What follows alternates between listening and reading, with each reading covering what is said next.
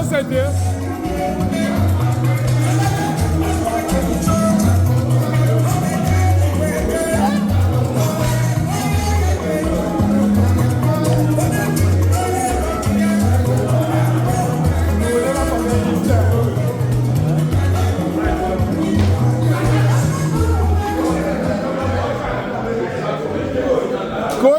Kitchen. It's a guide. You got a kitchen. It's oh yeah, more to the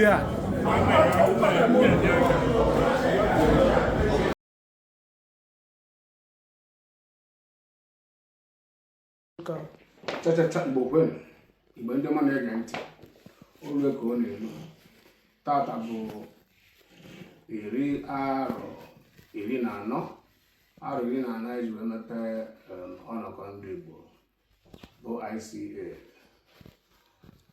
No Boda.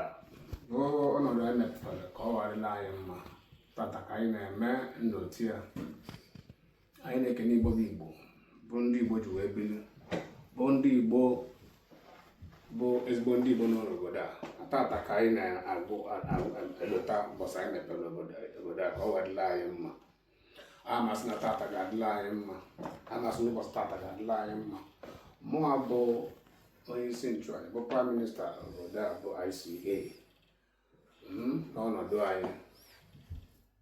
Now, say now, I Jeva, Jelu, I know I am Nalu. No was Tata Malayan. Never Bundi Bono Goda, neutral organization, I deliver. I am not choke on my dad. I walk one more so. I'm not saying I get one for line that you don't know, and I will make me. I'm not saying now, Organiro Kaina, Kai. I had the work at Madino, I am. Don't the Charlie Former. So now I had this. Tata Gablani was I see a Butalani Boma. Butlan Mum, I don't look I know to go. Nasan I and leave out a man or America or them and not crash boy wine. Amen. Go. Happy 14th anniversary to Igbo Cultural Association Aberdeen. One need the number. This is David Onoche, Ukuloro Bosi. Like a little name. Bosa the Rhine Nema. Kudo, Chiam Aberdeen.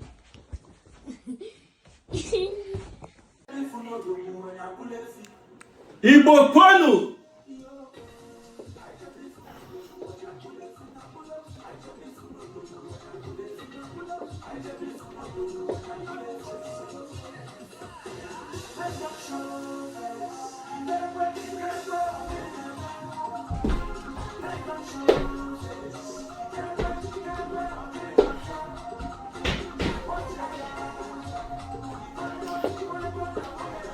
Igbo Kwanu.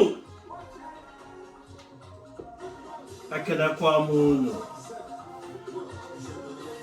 14 years. Odirizi. But we are still here today. Dalono. You know I'm a hierarchy man and also a servant leader. My predecessors, Odera and Akoya Watalo, they have said it all. Kezifa Ozomekukwa, other than let us come and celebrate today. 14 years, Odirizi. Kwadu! Ekenekwa Munu. I have fun at meeting. Dalo.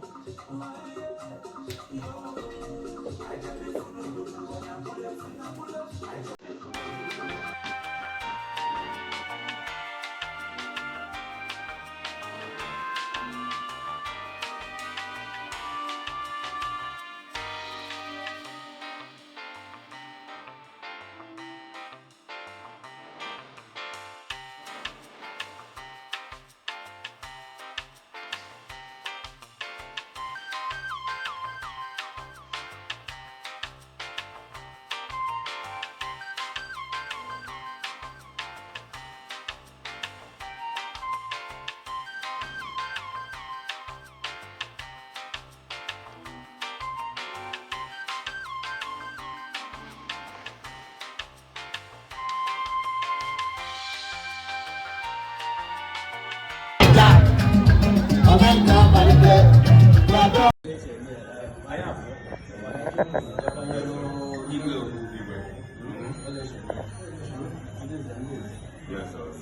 do?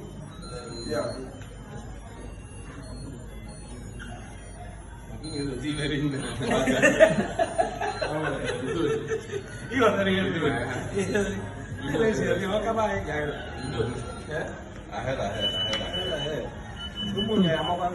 Yes, sir. I'm security in Aberdeen. Pilot one, I know I get lead. Okay, they don't reach. Okay. What I